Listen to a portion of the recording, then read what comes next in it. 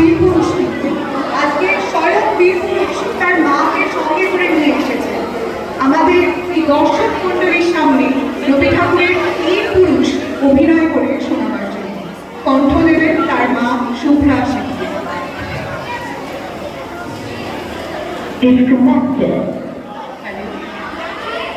Hello, বীর পুরুষ রবীন্দ্রনাথ।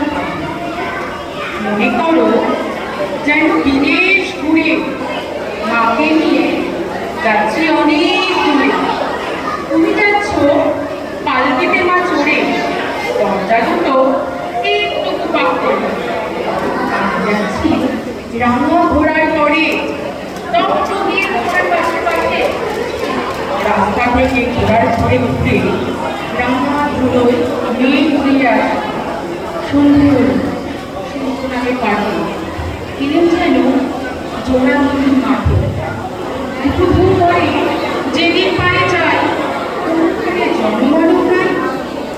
যেন আপন মনে তার ভয় পেয়েছ, ভাবছ এলেন কোথা। আমি বলছি ভয় করো না বাবু, ওই দেখা যায় বড় নদীর শ্রোতা। আমরা কোথায় যাচ্ছি তা জানি, অন্ধকারে দেখা যায় না ভালো। যেন বলে আমায় দেখে ওই যে কিসের আলো। এমন সময় হারে রে রে রে, ওই যে কারা আসতেছে ডাক ছেড়ে। ভয়ে পাখিতে এক কোণে ঠাকুর দেবতার স্মরণ করছে মনে। পেয়ারা দুটো পাশের কাটা বনে পালকি ছেড়ে সে ধরো ধরো। আমি যেন বলছি তোমায় দেখে, আমি আছি, ভয় কেন মা করো। হাতে লাঠি, মাথায় ঝাঁকড়া চুল, কানে তাদের গোজা জবার ফুল। আমি বলি দাঁড়া খবরদার, এক পা কাছে আসিস যদি আর, এই চেয়ে দেখ আমার তলোয়ার, টুকরো করে দেবো তোদের সে। শুনে তারা লম্ফ দিয়ে উঠে চেঁচিয়ে বলল হায় রে রে রে। তুমি বললে যাস নে খোকা ওরে। আমি বলি দেখো না চুপ করে।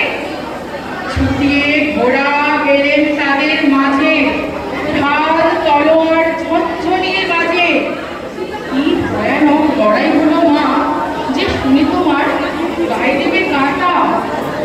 কত লোক যে পালিয়ে গেল ভয়ে, কত লোকের মাথা পড়ল কাটা।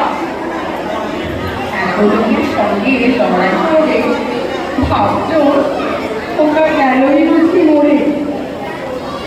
আমি কত রক্ত মেখে ফিরে লড়াই গেছে থেমে।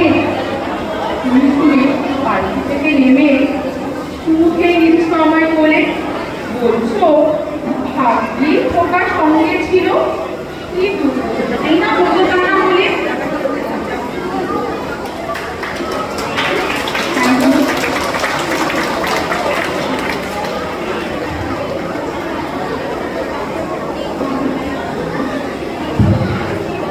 ধন্যবাদ আমাদের বিভিন্ন সেবা তার নামকে